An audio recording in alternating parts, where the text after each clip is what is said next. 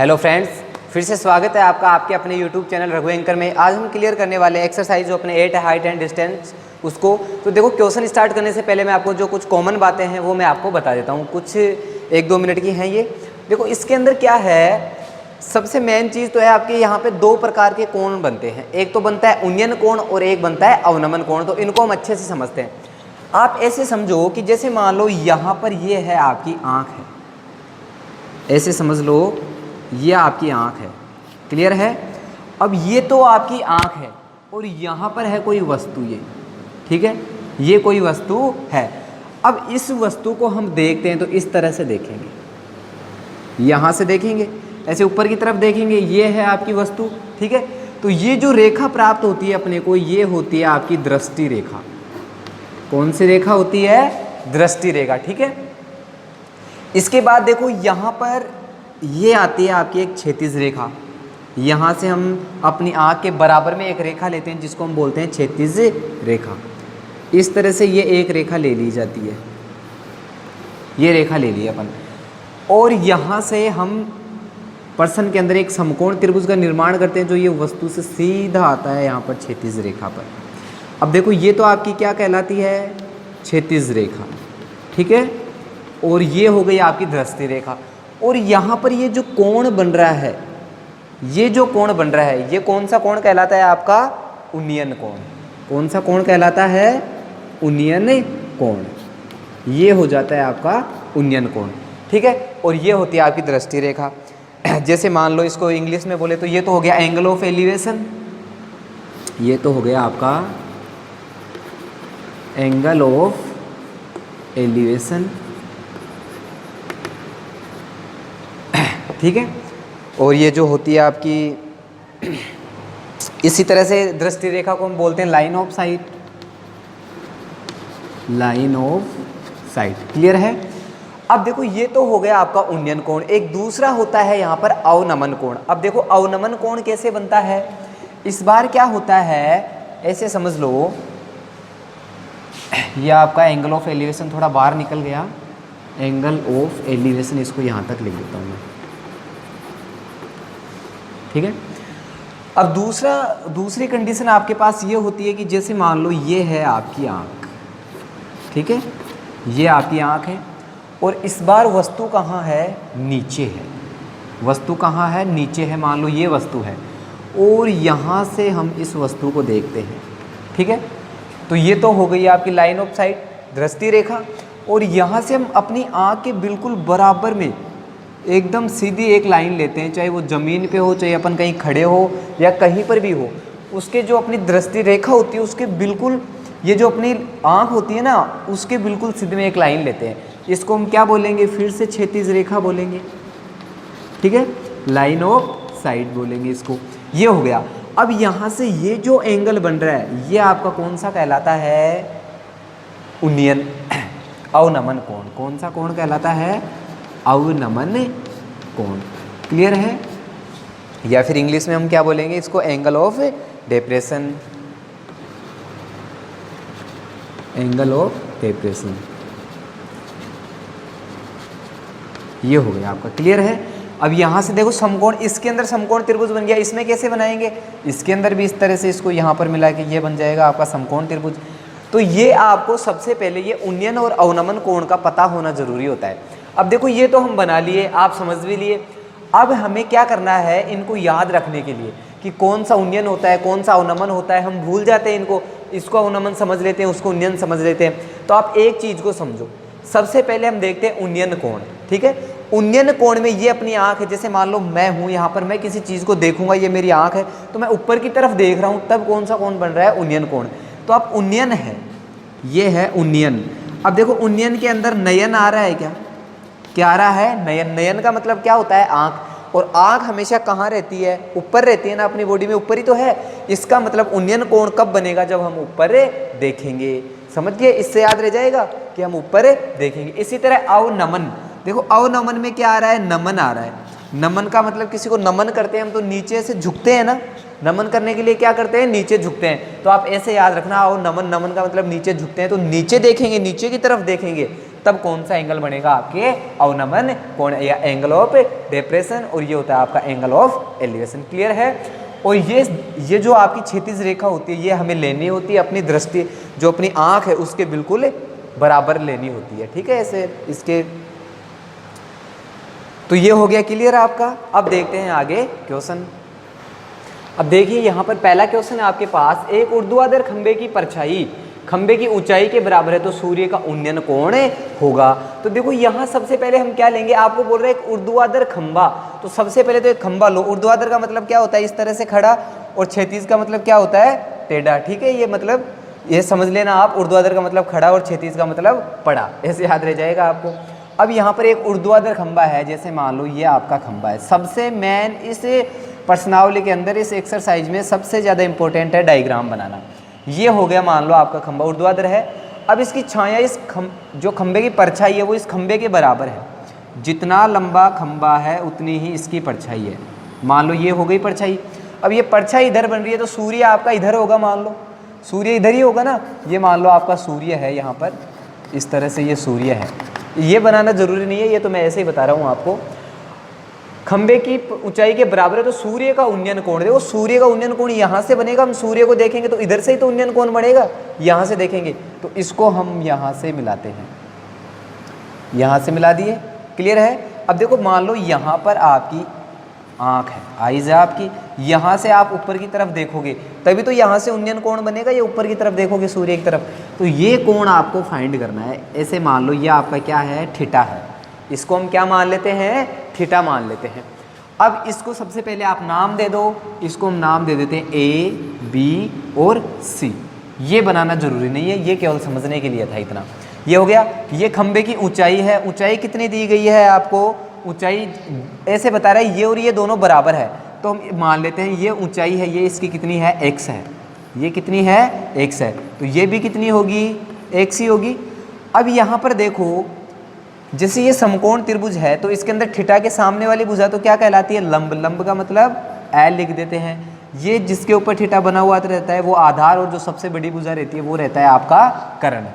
अब देखो आपको क्या ज्ञात करना है, ऐसे देखना है आपको क्या क्या दिया गया है और क्या ज्ञात करना है। आपको ये दो चीज दी गई है, लंब और कर्ण दिया गया है, और थीटा आपको लंब और आधार दिया गया है, और थीटा ज्ञात करना है। ठीक है, तो आपको साइन कोस टेन कोट होते हैं, उनमें से ऐसा आपको इस तरह से लिखना है। फिर यहाँ पर लाल बट्टे कक्का, जैसे लास्ट एक्सरसाइज में हमने सीखा था। अब देखो आपको इसके अंदर जो जो दिया गया है वो देखो क्या दिया गया है? लंब और आधार। तो यहाँ पर देखो लंब और आधार का जोड़ा कहाँ पर बन रहा है? ये बन रहा है यहाँ पर। देखो ये लंब और कर्ण है, ये आधार कर्ण है, और ये लंब और कर्ण है। इन तीनों में मिल जाएगा आपको, ये साइन कोस और टेन ही काम में आएंगे। ठीक है, तो लंब और आधार कहाँ पर है? ये रहा, और इसको हम क्या बोलते हैं? Sine theta, cos theta, tan theta. क्या बोलते हैं? Tan theta. इसका मतलब हमें यहाँ पर कौन काम में आने वाला है? Tan theta. तो हम यहाँ पर लिखेंगे टेन थीटा इज इक्वल, क्या होता है? टेन थीटा इज इक्वल आपका होता है लंब बटे आधार। क्लियर है? क्या होता है? लंब बटे आधार। अब हमें लंब और आधार का मान रखना है, और टेन थीटा को ऐसे कैसे लिखना है? टेन थीटा इज इक्वल लंब बटे आधार। लंब आपका कितना है? x, और आधार भी कितना है? x। तो आपके पास आ जाएगा tan theta is equal x, x cancel होकर 1 हो जाएगा। अब देखो ऐसा क्वेश्चन आपके पास प्रश्नावली में आ चुका है, पीछे आ चुका है ना। कौन सी प्रश्नावली में? ये आपके पास आ चुका है 6वीं प्रश्नावली में, कि आप थीटा की वैल्यू आपको फाइंड करनी होती थी। तो यहाँ पर आपको थीटा याद करना है। तो इसके आगे हम क्या करते थे? टेन थीटा दिया गया है तो टेन थीटा बराबर 1 है, तो ऐसे देखो कि टेन थीटा में 1 कितने डिग्री की वैल्यू होती है, और सबको पता है टेन थीटा में कितने डिग्री की वैल्यू होती है? 1 tan 45 की। तो हम यहाँ पर लिखेंगे tan theta is equal tan 45 degree. अब क्या करेंगे? कोणों की तुलना करने पर, तो कोणों की तुलना करेंगे तो यहाँ पर आपके पास क्या आ जाएगा?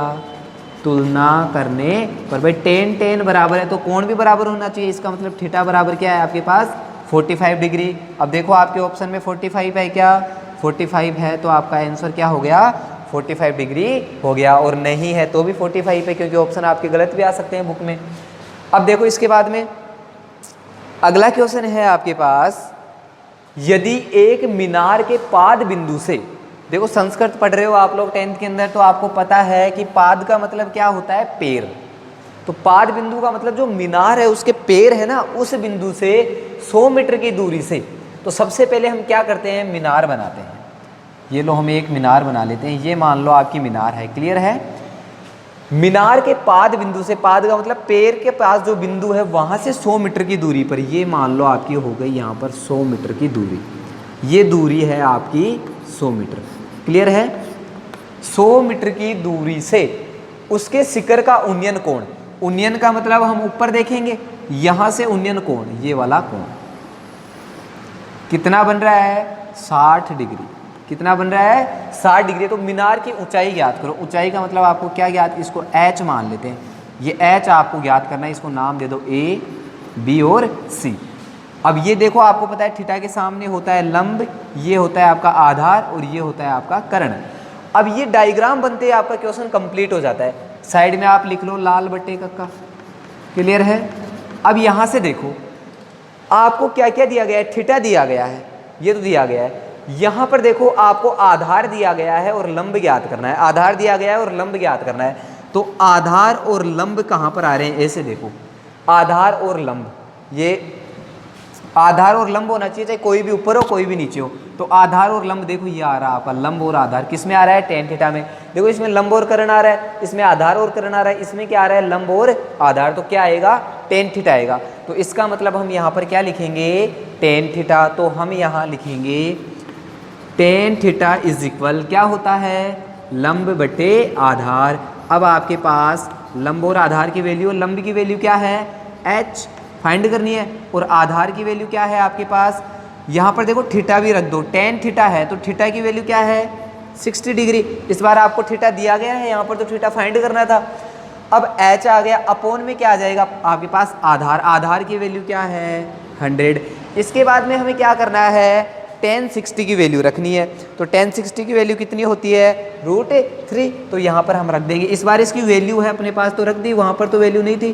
तो √3 इज इक्वल हो गया आपके पास h/100। आपको केवल h चाहिए तो 100 इधर आ जाएगा, तो 100 इधर आके मल्टीप्लाई हो जाएगा, तो आपके पास आ जाएगा h इज इक्वल, देखो ये 100 √3 के पास आके मल्टीप्लाई हो जाएगा, तो यहाँ आ जाएगा 100 √3 मीटर। ये आपका आंसर आ गया, क्लियर है। इसी तरह से अब देखते हैं आगे नेक्स्ट क्वेश्चन।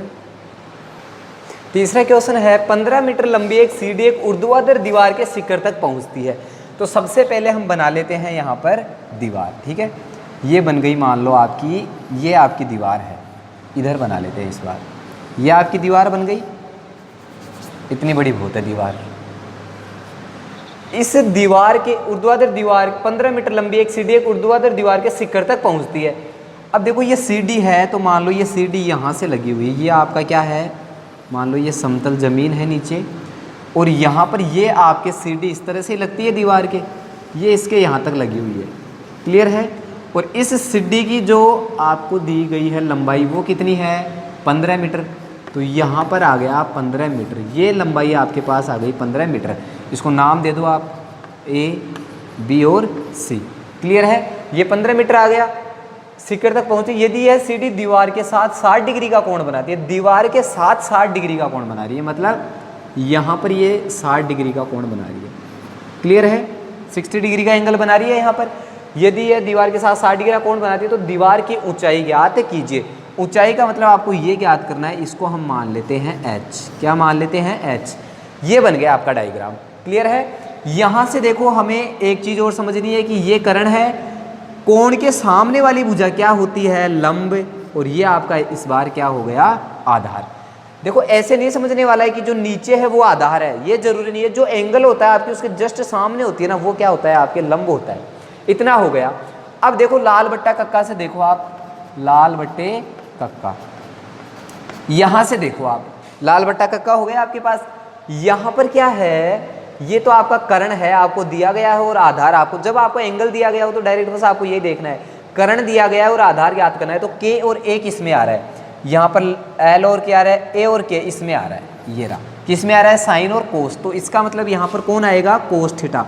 तो हम लिखेंगे कोस थीटा इज इक्वल क्या होता है, आधार बटे कर्ण, क्लियर है। अब देखो आगे, आपको कोई भी दिक्कत है तो आप कमेंट बॉक्स में बता सकते हैं। वीडियो को लाइक ज़रूर करें और अपने दोस्तों को शेयर भी करें, चैनल को सब्सक्राइब कर लें ताकि ताज़ा अपडेट आपको मिलते रहें। अब देखो ये हो गया आधार बटे कर्ण, सबकी वैल्यू रख दो। थीटा की वैल्यू क्या है, 60 डिग्री, तो यहाँ पर हम लिख देंगे cos 60 इज इक्वल, आधार की वैल्यू कितनी है यहाँ पर फाइंड करना है, h माना है हमने, करंट की वैल्यू कितनी है 15 है। अब बताओ इससे आगे क्या करेंगे, इससे आगे हम क्या करेंगे, cos की वैल्यू रखेंगे। तो cos 60 की वैल्यू कितनी होती है 1/2, तो यहाँ पर आ जाएगा 1/2 इज इक्वल h/15।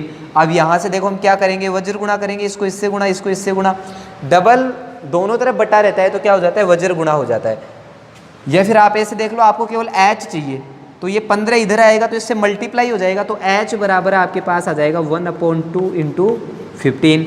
ये ऊपर आके मल्टीप्लाई हो जाएगा तो h इज इक्वल हो जाएगा आपके पास 15/2 मीटर। देखो ये मीटर कहाँ से आया, ये जो मान हमें सब मीटर में दिए गए हैं, तो इसका मतलब ये भी हाइट भी किस में आएगी, मीटर में आएगी। क्लियर है।